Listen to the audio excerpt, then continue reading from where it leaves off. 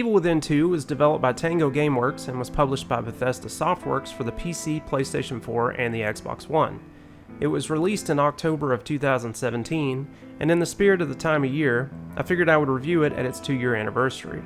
The first game in the series was a survival horror game that was like a much darker and more serious Resident Evil 4, and rightfully so because both games shared the same game director, Shinji Mikami.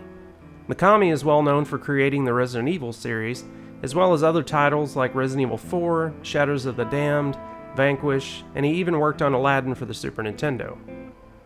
While The Evil Within 2 is still rooted in horror, it takes more of an action approach than the first game, and has a new game director as well. Certain elements like its focus on stealth are still here, but this game doesn't feel anywhere near as punishing as The Evil Within when it comes to things like ammo and being able to survive. It also doesn't feel anywhere near as dark or gritty in tone. It still has plenty of very dark subject matter for its storyline, but there seems to be a whole lot more color in its overall presentation. But let's just jump into the game and see what all this horror sequel has to offer. The Evil Within 2 takes place 3 years after everything that happened in the first game. The game follows ex-detective Sebastian Castellanos after he lost his daughter in a house fire and his wife had left him shortly after. To say the least, his life has gone to shit.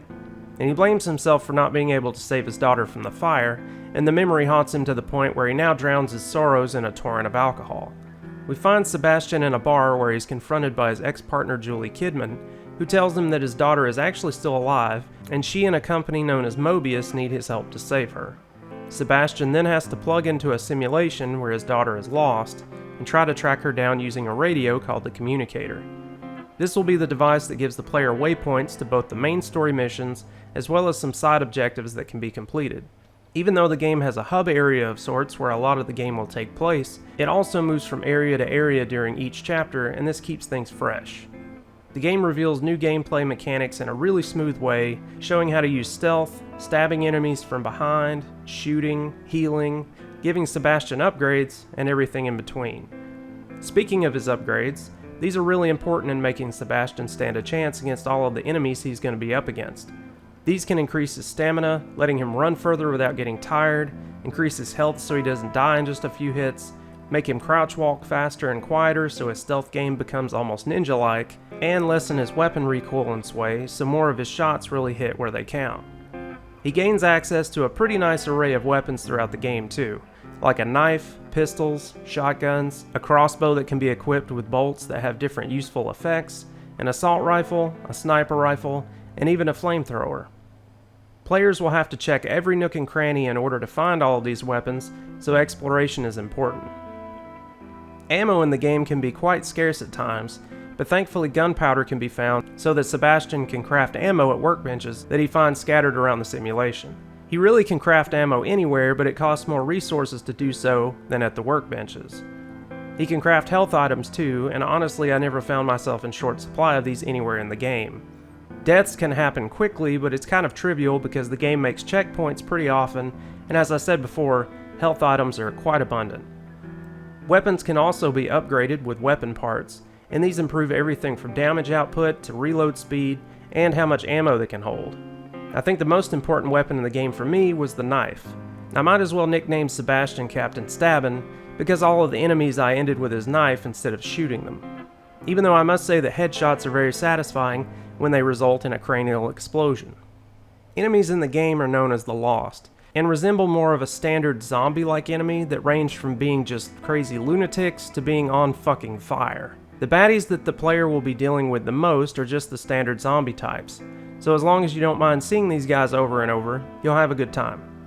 There are also boss fights here and there that add some variety to the mix, and some new enemies will be added in that can really shake things up. I will say that I wish some of these had been used a little bit more often to raise the tension here and there, because sometimes the game can feel just a bit too easy.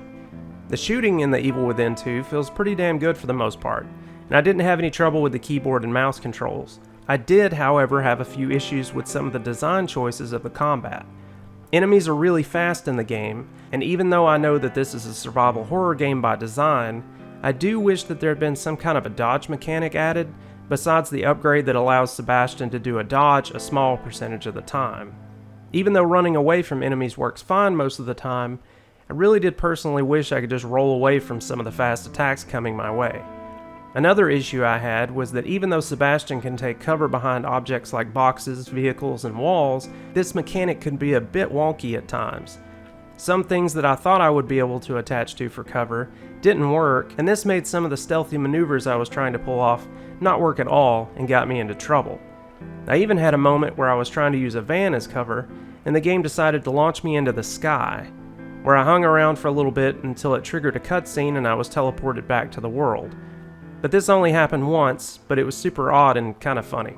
Graphics in the game are decent in most aspects, like most of the main character models and areas, but a few things like some of the fire effects and certain textures look a bit pixelated and dated. Overall though, I liked the look of the game and it also ran pretty smoothly. I did notice some occasional hitches in frame rate here and there, but I've read that turning off VSync and forcing a certain frame rate can fix this, but I didn't ever get to try it. Enemies would also occasionally clip through parts of the walls, but this was just a minor gripe of mine. Sounds in the game are pretty good, with tons of creepy sounds emitted by the enemies and each type of enemy having a different sound, so you know what might be lurking around the corner even if you can't see them yet.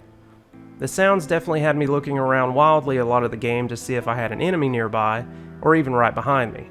It added to the game's atmosphere for sure. I must say that even though a lot of people have said that the story of this game is one of the weakest aspects of it, I personally really enjoyed it overall. The theme of a father trying to redeem himself by using a second chance to save his daughter against all odds was really touching, and I liked all the different arcs that the story took as it progressed.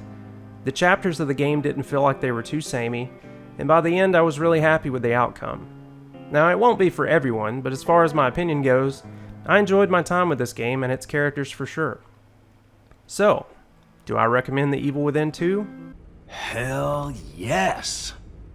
Even though it had a few minor hitches here and there with some of the game mechanics and some bugs, I really thought it was a bloody good time to be had even if you aren't expecting it to be exactly like the first title in the series. It feels different in many ways for sure, but I think there are plenty of things in this game that I actually like even more than the first one, and it's just a really good survival horror action ride.